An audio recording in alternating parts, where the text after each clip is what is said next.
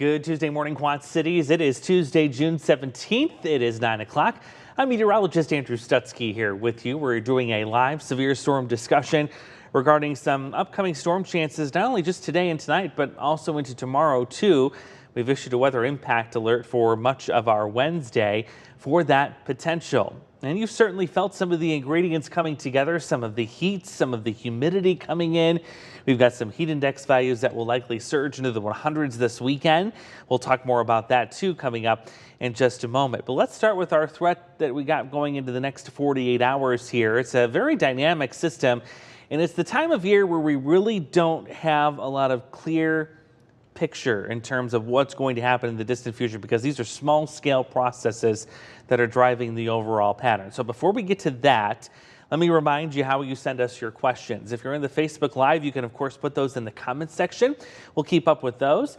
If you also have a cell phone, you can text us at 309-304-0888, 309-304-0888, and one last time for the people in the back, 309-304-0888. You can text your questions that way, especially if you're watching us on the 8 Plus app. That's where you're typically going to find a lot of this extra content.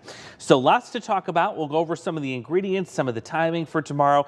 And there's a couple of different scenarios that we're going to be dealing with as well. We have a scenario where we may not see much in the way of severe weather, depending on the timing of this system coming in. And then we have another scenario where it looks certainly possible that our easternmost hometowns could be dealing with severe weather for tomorrow. So let's start with what our impact alert is for, and that is for tomorrow, especially as we go into the afternoon and into the evening. If you live east of the Quad Cities, that looks like a really decent opportunity to see some potentially active storms heading into tomorrow afternoon. Like we've seen the last few days, it's that good rush of wind and also some heavy rain that's going to be our primary concern. We can't rule out an isolated tornado tomorrow, but we will not have ingredients for strong, long-lived, long-track tornadoes as we go into tomorrow afternoon. So the need will be to just keep up with the forecast, like what you're doing right here on the 8 Plus app. You're listening to the updates as we're giving you those throughout the day. Also, if you haven't downloaded the Storm Track 8 app yet on your smartphone, go ahead and do that, because that really comes in handy, not with just severe thunderstorm warnings and tornado warnings, but you get lightning notifications, you get heavy rain notifications. That comes in handy. Did for me yesterday when I was out for a walk with Mr. Cooper. Got that notification that heavy rain was approaching, and we were able to turn around just in time. Let's dig into what the Storm Prediction Center is saying, and this is going to start with late tonight into early tomorrow morning. There's likely going to be a couple of thunderstorms that will try and form very late, and this will come in as a line, likely decaying in intensity as it moves through. But you can see there's still a level 2 out of 5, still sitting south and west of the Quad Cities. This is for late tonight into tomorrow morning. Everyone else is in a level 1 out of 5. Tomorrow, for Wednesday, this is going to be afternoon and evening. You notice that threat shifts east, as it usually does with this kind of a setup, weather moving from west to east. So what happens tomorrow is it's likely going to be our Illinois hometowns that will have that better opportunity at seeing some stronger storm development. I'm actually going to try and zoom this out a little bit so you can see just how expansive this risk is, because it does stretch quite a bit down to the south here. Let me put my little tool on here and we'll move this out. There we go. Look at that. So you've got a 3 out of 5 risk for much of Indiana, into southern Illinois, also into southeast Missouri. So somebody on here had a question from an area that was just near St. Louis. That is definitely in the hot zone tomorrow. If you live anywhere near St. Louis and southeast into downstate Illinois, that is definitely where things are going to be popping off as we go into tomorrow. But the thinking is here, notice that it's mainly our Illinois hometowns right in here that are kind of in that level 2 out of 5. The rest of us are a 1 out of 5. This is what we call tomorrow conditional, because a lot of this is going to depend on how thunderstorms in the morning work out, if we have any additional thunderstorms around lunchtime, and then that's going to really, dictate what happens as we go into the afternoon. So that's the hot zone for tomorrow. Here's the tornado zones as we go into your Wednesday. And yeah, it's elevated east of the Quad Cities, east of Princeton. The closer you go to Interstate 39, that's where the tornado potential will be a little bit greater. We don't have the conditions tomorrow for strong, long-track tornadoes. These are weak tornadoes that we have that possibility for of seeing in our easternmost hometowns. The wind damage potential is also elevated in that same region where we had that level 2 out of 5 risk for storms. So putting this all in a summary, tomorrow, the threat tracker, especially for our Illinois hometowns, is mainly going to be a wind focus, perhaps some large hail. But honestly, if you look at how warm conditions are going to be across the region, it's going to be hard to get some large hail going. These storms are going to be filled with water. They will definitely have some very, very heavy rainfall, and some of that rain could also lead to some strong damaging winds too. Now, a lot of folks are going to be asking about the timing of all of this, because it is going to be very much up in the air tomorrow. We have a lot to sort through yet, but I put this all on the timeline here so you can see how our risk is going to kind of ramp up here. There is a small chance of a good rush of wind as we go into the morning, and then it gets quiet until we head to about the noon hour into the early afternoon, and that's when we really got to be watching the radar and some of the ingredients that are going to be coming together. There's definitely low confidence in those storms forming in the afternoon, and I'm actually going to take you into Future Track, and we'll see if we got the new run yet, because the one this morning showed the scenario of not much in the way of storms forming tomorrow afternoon because of the lack of sunshine. So we're too surprised. We're going to see scattered thunderstorms as we go into the afternoon today. It's a similar process to what happened yesterday. Heavy rainfall, quick rush of wind, maybe up to 40 miles an hour or so. And then once we get to sunset, that will all get out of here. So let's go into late tonight, and this doesn't appear to be the new run because this looks very similar to what I showed this morning. So you're going to see that with us live here, likely in the next 10 to 15 minutes, barring any technical issues here. There you see that decaying line moving through in the morning. The problem is, with our new run, or not our new run, but our current run here, is all these clouds. We have a lot of clouds. There's some showers built into those. We don't get a lot of breaks in the sun. And also the fact that this storm is coming in a little bit sooner. So really the front itself is moving through first thing in the afternoon, as opposed to moving through later in the afternoon when we can build up storm energy. So if you're wondering where the front is, well, it's essentially located right here at about 1:30 and marching its way eastward. And that's why the severe weather threat is higher the closer you get to Interstate 39. And you notice there is nothing happening here with our Future Track model. But again, I really would love to see the new run that we're going to get at any moment here to see if that trend continues. Because if it does, it appears our threat for severe weather is going to be getting a little bit lower as we head in tomorrow. Again, it all depends on what happens with the morning stuff. If we can get some morning showers to stay in here throughout the midday into the lunch hour, then we're going to see a lower severe weather threat in the afternoon. But if we get sun in here, things will start to ramp up. So I'm going to switch this model around, and while I'm doing that, weather anchor Peter Warner is here with us this morning. Hey, good morning. Good morning, Andrew. Sorry, I kind of scrambled in. I lost track of time this morning. Oh, you're so fine. But, yeah, we're here. So fine. We're all here. We made it. Yes, my goodness. It's going to be a bit of an interesting setup. I know. This is the time of year. It just happens. Yes. Things get so muddy. As I was telling the folks at home, the weather this time of year is driven by those really small scale processes. Yes. And the models don't tend to resolve those or do well with those features. No. It's kind of a crapshoot.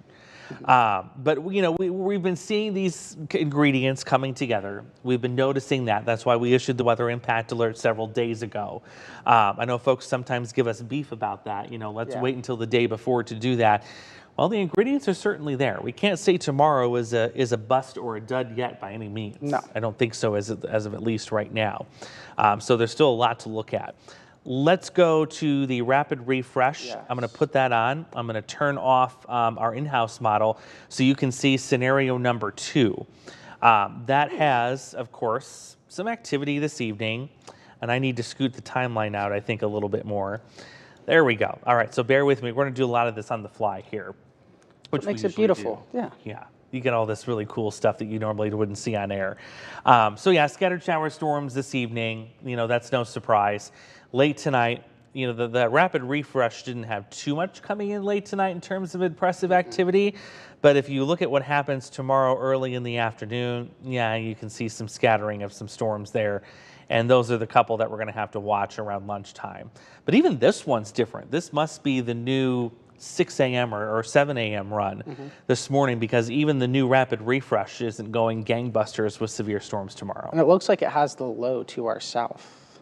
Right? You know, it does. Yeah. If kind of our southern portion, you notice how it's wrapping kind of around that empty spot? Yep. That's where that low is going to be tracking. When I was talking with James yesterday, that's something we were also really keeping an eye on, is where this low actually ends up, because that's going to be huge in determining our severe weather potential as well. It really will, yeah. If the low tracks further to the south, we're going to miss out on all the ingredients needed to get some of that to come together, and that the severe weather will remain to our south. But if the low pulls further north, that's what could get us in trouble in terms of that severe weather threat for later tomorrow. So I'm really curious to see what the new in-house model is going to do. We're going to get that at any moment, so we'll kind of put that on standby for right now.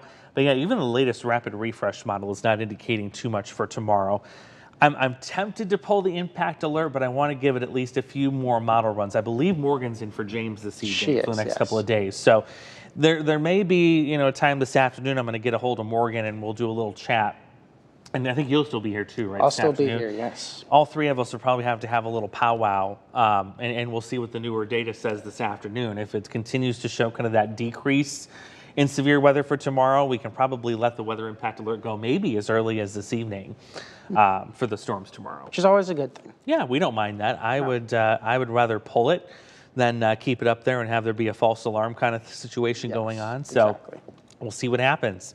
We'll let that go for now and just kind of go over some more of the storm ingredients that are coming in for tomorrow. There's going to be a lot of heat energy. There's no doubt about that. My goodness, it's been a warm up and it's staying. Oof. Yeah, the heat is here to stay for a while. And heat means energy. So if you look at some of the storm energy coming in, what we're showing you is this is, I believe, the European model that has this kind of a display for tomorrow. It's there. We have some, but like Peter said, it's the track and the timing of the low that's going to be coming in the afternoon. That's going to be very crucial, is if we can use all of that.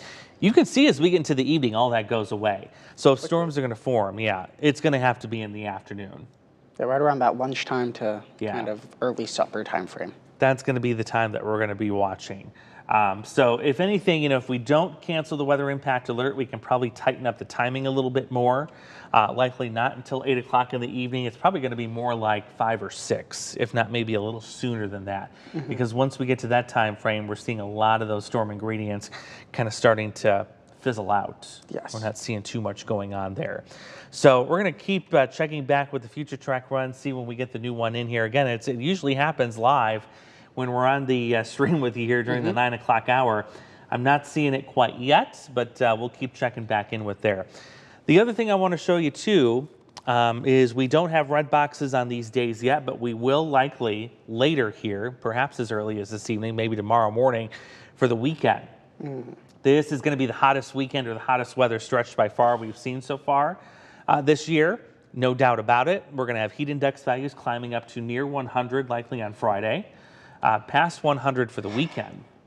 Are you ready? I don't know. Peter's not sure if he's ready I'm quite not ready, yet. maybe. Corn sweat season, it's here. It's here. Yeah, it's about knee high. I remember I was driving around yesterday, and you can see they're getting up there. It is getting so tall. Yeah, and it's just going to continue to put moisture into the air. You want to see what that looks like with the heat index this weekend? Check this out. Peter's shaking his head. He's like, nope, not going there. Areas west of the Quad Cities in the 100s by Friday afternoon. Everybody, I don't care if you live in Galena, or if you live in Dubuque or in southern Wisconsin or next to Lake Michigan in Chicago, you're going to be in the lower 100s for heat index values this weekend. Look at the top left-hand corner of your screen. 100 plus is a heat advisory. Yep. So it's almost guaranteed we're going to have one of those around for Saturday. And Sunday doesn't really show any improvement either. Also going to be around 100 to 102. Should we take this out to Monday? We can, yeah. See maybe beyond if we get any more relief? Cool down, yeah, a little relief. Yeah, and these could be days we're watching too for maybe another impact alert with that advisory. Yep, I could see it. And maybe once we get past this one that we're on right now, yeah, I would say we're probably going to need another one. Should we go into Monday? 102, it looks like. Yeah. Oh boy. So Monday's going to be bad too. So we actually may need a weather impact alert for Saturday, Sunday, Monday. What about Tuesday? We can take it out to Tuesday. Ooh, close. It's close. Fringe. It's another 100-degree feels like day. Wednesday, it just doesn't want to go away. It's going to stick around for a while. Isn't that something? It's here. It's that time of year. A little relief on Thursday. Yeah, a little bit better. At least we're out of the We'll take that. 100s by Thursday. Take the victories, right? Yeah. Yeah, I think that's going to be a long-standing weather impact alert for us as we go into the weekend and early next week. That is really, really some impressive stuff. So, yeah, that's on the way. And, you know, once we get deeper into the summer season, we probably won't pull an impact alert so easily for stuff like that. But it's the fact that it's the first one. Yes. The first 100-plus degree heat index is expected this weekend. A lot of us, we're not in that mindset of we need to be drinking the water. A lot. The air conditioning, the breaks in the shade can be a little dangerous. Yes, limit that time outdoors. Yeah. Even by the pools and all that this weekend. This is when it starts getting a Ooh, little bit. those are going to be packed. Yeah. Very busy. Very busy. Pack your patience. Yes. It's something for the kids to do while they wait in line as well. Yes, exactly. Not too much time down that line. Yeah, thankfully they move most of the time. Yes. Let's see what we have for questions this morning. And again, we're going to keep checking in on our future track model. We're going to get that new run at any moment here to see what that's going to look like. There's actually some really, really good questions that I'm seeing in here so far. So I'm liking this, what I'm seeing so far. I've already answered a couple of them. Somebody, Catherine, had asked if Moline was going to get hit again. Today it's the scattered stuff, so there's a good potential that we're going to see some activity again. We're not expecting anything severe, but like yesterday, it's really heavy rain and a good rush of wind. Yeah. And did you see some of the gradients we saw in rainfall yesterday, too? Oh, my It was ridiculous. goodness. Yeah. So we saw a message from the National Weather Service. One of their employees, about, what, a mile and a half from the Quad City International Airport, had, I think, over an inch of rain. Quad City International Airport itself only recorded, what, maybe a tenth, a quarter? That's exactly right. This is what you're talking about right here. 1 inch in the village of East Davenport. But you go to the Davenport Airport. Was it Davenport? Okay. And only a tenth of an inch. Yeah. Nothing in Sterling. I got only 3/100ths of an inch in Geneseo, enough to wet the pavement. But look at Kewanee, which isn't that far away, almost half an inch. Look at Bettendorf, which isn't far away from Davenport. Almost an inch of rain in Bettendorf. Even here at the station yesterday, it was coming down. Like, it was a lot. But the Quad City International Airport didn't have as much. 6/100ths of an 6/100ths? inch. So I saw the international airport. Oh, my goodness. One of those very spotty days. Yeah, and we're going to have the same thing happen today again. So it's going to be scattered. Not everybody's going to get it. You could go down the road a mile, like Peter said, and they could have an inch while you didn't get a drop of rain at your place. That's how localized these storms are this time of year. It's just kind of fun. It is. As long as they're not severe, we love the rain at this time of year. That's the thing. Yeah, we just don't on. want the severe weather. No, but we want to avoid that drought too. So We do. find that happy medium, kind of. We're always trying to find that happy medium. It's darn near impossible, but you know what? We keep trying. We Try our keep best. trying. Exactly. We had another question come in. Matthew wanted to know what the significant tornado parameter is and how much storm energy there will be, and will there be a window for severe weather? Well, we know there's definitely a window in terms of the significant tornado parameter. We can definitely pull that up. Give me a second and I'll dig through my library and we'll see if we can find that in here. I may have to update that too, because you know what? We may not have even used it In a long time. so far this season, because most of the time it's not really worth showing. No. Because you have to know what goes in behind this product to be able to understand what it's trying to tell you. Because what this product does is it tries to rank on a scale how likely it is that you're going to see a tornado in a given spot. And it's not always the best. No. But if you want to see it, we can throw it in there. Give me a second and we'll just peel off some of the old stuff here. You can see, yeah, this is a little dated. That's how unoften we use it here. But we'll put that back on. I'm going to take you off. So this is, again, what we're going to be looking at is the, what we were just mentioning there was Matthew, the significant tornado parameter. Yes. And when it comes to the storm energy, we're looking at right around 1,500 kilojoules. Yes. So there's enough there for some storms to pop off. It's not crazy. Yeah. We're not seeing that 3,000 level. But around 1,500, there's potential, to It's build not off that insane storm for energy. sure. Yes. Yeah. Not crazy, but not little. Yeah. Kind of in that medium range, you could say. Definitely not like, oh my gosh, this is going to be crazy, that kind of thing. Not really, no. Let's get rid of this layer. And let's see if we can go out to the extended. We can. Okay. We're going to see if this is going to work. So sit tight. It's going to load in the data. And, oh, you know what? It's probably not going to like that very much. Let's take this off because I think those are linked to some of the shorter term data. Okay. I don't see anything here. Oh, actually, there it goes. There we go. Okay, so this is that significant tornado parameter that he was asking about. I got to move this down. You guys can't see the time scale. There we go. That's better. Now we can see. I just don't, there's nothing exciting here. Not in our region. If you go down, downstate, which is where that higher risk is, yeah, there's some stuff down there, but there is nothing in terms of a significant tornado parameter. So what the STP is, that's judging how probable or how likely a stronger tornado would be. And we just don't have those ingredients here tomorrow. No. We don't have high values of wind shear. We don't have anything like a dry line or anything like that moving through. So it's kind of the least of our concern as we go into tomorrow. No. But I'm going to save this scene before we close out of it. Oh, yeah. There we go. Start using it again. Now it's up to date. One of those days call for it. Yeah. If we need it. Hopefully we don't. Hopefully we don't.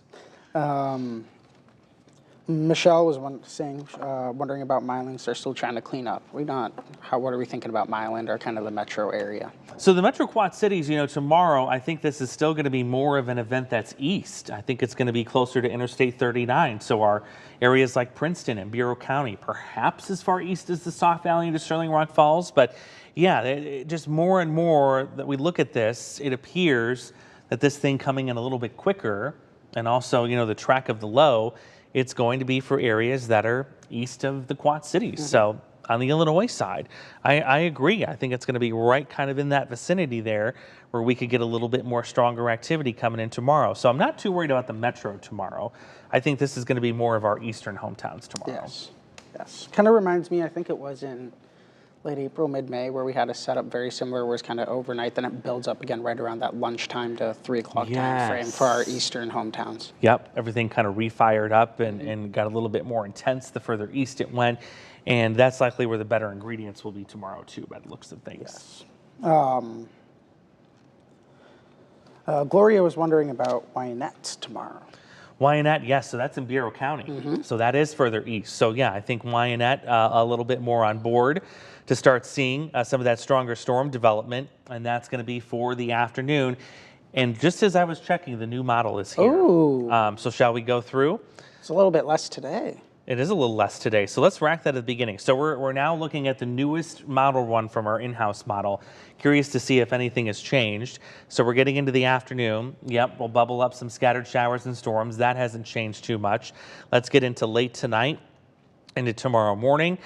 Yeah, it's got a couple of thunderstorm clusters there. This one actually holding together a little bit better than the one earlier. So that's why we have that 2 out of 5 starting southwest of the Quad Cities tomorrow morning and then working its way northeastward.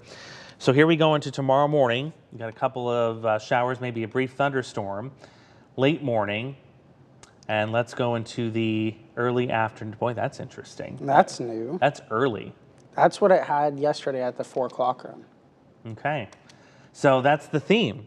There you see, again, nothing happening in the evening, but this is the new line coming in, I guess you could say. There's that low right there. Yep, you can see the actual center of the low. It looks like to me, just looking off the radar, it looks like the center is up near Maquoketa. Is that what you're seeing? Yeah, kind of see how that rotation kind of occurs right there around the cells. So here's the thing. When the low is in that position at that given time, let me put this on a pause point. The forcing is right here. So this would be the line where those thunderstorms would develop. But look at the time. It's 10 o'clock in the morning. Not a lot of energy. You don't have a lot of storm energy. And by the time we build some of that in, it's almost like the best lift associated with this low has moved off to the east. It's out of the region. So, there's another little piece of lift here coming through at about 1:30. You can see that with this activity. But even that, the timing is just not favorable to get anything going. No. To the east. The cloud cover is remaining too. Yeah, we're getting this wraparound from the low itself. So, yeah, another run kind of supporting the thinking that tomorrow afternoon may indeed continue to move off to the east. That's what I'm seeing here. I'd love to give it a couple more model runs, and I think that's what we'll do as we go into this afternoon. Again, if we can continue to see that trend, we can always pull back the weather impact alert for tomorrow. But this is yet another, piece of evidence suggesting that the stronger storm activity may indeed be east of our region as we go into tomorrow. I'm going to get rid of the hyper-local view because I'm kind of curious to see the whole regional view of this coming through to see does it indeed blow up stuff. This blows it up even much farther east than what the SPC has. Down into downstate Indiana, they have a 3 out of 5 farther back through St. Louis. And you can see, most of that not really happening. So that's interesting, though. Very interesting that it's got that strong storm complex over Chicago at about 12:30 tomorrow afternoon, and then it takes forever in the afternoon to develop new storms into downstate Illinois and Indiana. So yeah, that is another interesting run. It's very hard to tell what's going to happen tomorrow just looking at that. But certainly there's that complex tonight near Kansas City coming in late, couple different ones anyway. So that's the headache that we have this time of year, folks, is the mesoscale processes, the storm complex, especially the ones that's going to develop tonight in parts of Kansas and also into Missouri. That's going to play a big part in what happens here tomorrow. If that complex isn't as strong or it's weaker, that could mean more sunshine here tomorrow and more energy for that storm system to use. If that storm complex is really strong and it just kind of wrings itself out and then it weakens as it gets here, that means a lower severe weather threat as well. So we're going to have to give this a couple more model runs, I think, Peter. I think it's kind of been all over the place. Not all over the place per se, but it's kind of changing a lot each model run. It really is, which kind of shows the inconsistencies because yesterday it had timing kind of clear cut 4, 5, 6. Yeah, it did. Now it's kind of jumped to the 12 to 3. Now it's kind of just out of the area completely. It is. That kind of prove, I guess, is a good way to show how finicky these storms can be. How variable that this is going to be. So, yeah, we're just going to have to continue to have you sit tight with us as we continue to analyze more of this data that's coming in throughout the region here. We have time for a few more questions that we can answer here really quick. Yeah, Sebastian in Rock Island was wondering, will we get a storm like yesterday that came up all of a sudden just so he's ready when he's leaving for work, kind of just quick pop-ups? That will happen this afternoon, absolutely, yes. I can't guarantee it's going to be in the same spot as yesterday, but a lot of our region, whether you're north or south or right here in the metro, you're going to be vulnerable to those pop-up storms. One thing you can guarantee, right after 3 o'clock, that's when the radar starts filling in. Yes, that's what we saw yesterday. It's like popcorn shower season.